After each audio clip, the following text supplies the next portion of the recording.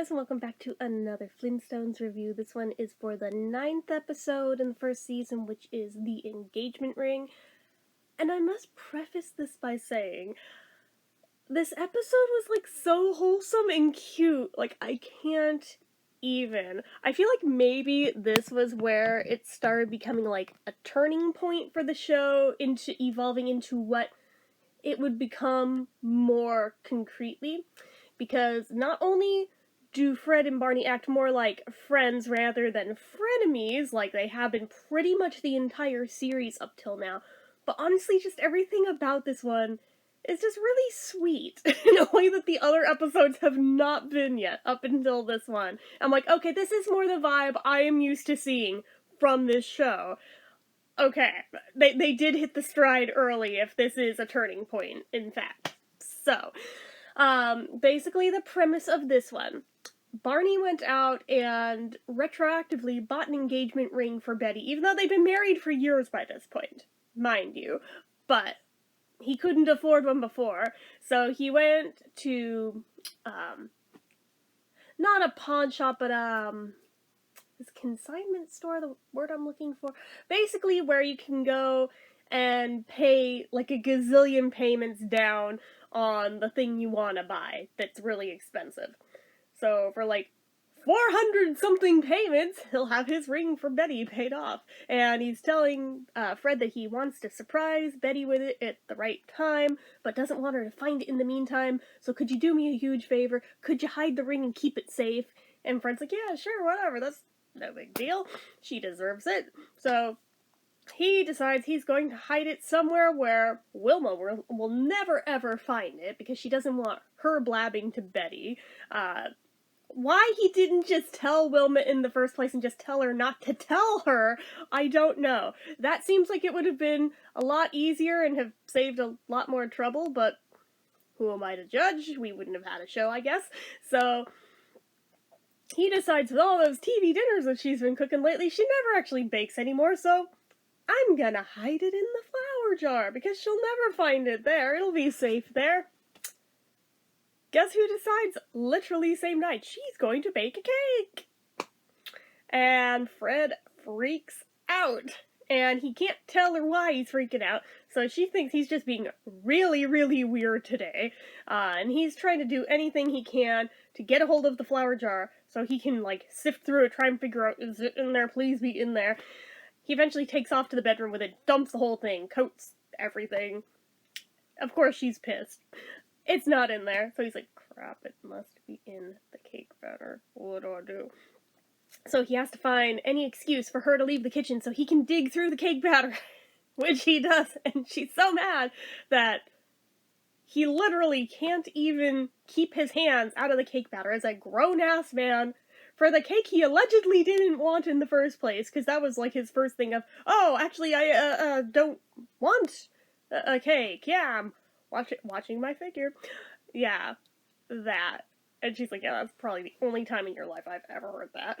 But, regardless, she puts it in the oven, tells him, don't you open that door. It will fall. Don't you dare. So, of course, he dares. And it falls. And she's so mad that she just throws it out. And he's like, I'll take it out to the trash. She's like, no, I'll take it out to the trash. You're not touching it. So he thinks, cool, I'll just go get it later. She's like, oh, how convenient that the trash man was coming by right as I went and tossed it. Which leads to a whole chase scene of him chasing down the garbage, not really truck, but wagon, I suppose. And he sticks him up. And he digs through the trash and finds the cake, digs through it, finds the ring, comes back home, hides the ring in another spot. He figures she will totally never ever find it inside his bowling ball in the closet. Now, my first thought was, watch, it's gonna get stuck down one of the finger holes. No, it doesn't do that. He just does not have that ball secured very well in the closet. So, as soon as she goes in the closet, it falls down, and she's so pissed, she's like, I'd love to just, like, bury that bowling ball. But then the ring rolls out of it, and now she assumes it's for her. And that's why he's been acting so weird, because It's a surprise for her. So now her entire demeanor changes, of course. Naturally, seeing a rock that size and thinking it's for her. And he, like, cannot comprehend why. And of course, she goes off to Betty, because of course she does, to brag about the ring she found that's totally for her that she's not supposed to know about. And Betty's all happy for her. And Betty's like, yeah, I've been hinting to Barney for years. And Wilma's like, well, so have I. I've been hinting for 10 years, and I guess it finally paid off. And when she comes home and she's in a great mood, and he's trying to figure out what the hell is going on, she starts her hinting again. And all of a sudden he figures out, oh no. Oh no, you found the ring, didn't you? Ah. Okay. That. So now he has to go to Barney and ask him, would he do him a huge favor? Would you, let me have that ring for Wilma and I buy you another one for Betty? Because Wilma kind of found it and she thinks it's for her. So they go back to the store and they go to buy another ring. Except they run Fred's credit, and yeah, he's not allowed to buy anything, because it's already canon in the show that Fred doesn't make his payments for shit. That's why there was the Repo Man episode. But, so, alright, they're sunk. Now what? It just so happens across the street there's a poster there's gonna be a boxing competition. If you can last 3 minutes in the ring with the champ, you win $500, which I assume must be what this ring costs. So Fred decides he's going to send Barney in there, because of course he is. He wouldn't risk himself. He'll risk Barney. He won't do it himself. And Barney's just that pure that he's like, alright, I'll do it for you. He doesn't have to, like, hit him. He just has to last in there 3 minutes. So he thinks, if you just dodge him for 3 minutes, it'll work. Now, he mentions something, or I forget which of them mentions something to who, but the women find out about it, basically. And they find out that Barney is going to fight, and they're like, oh, he's gonna get killed.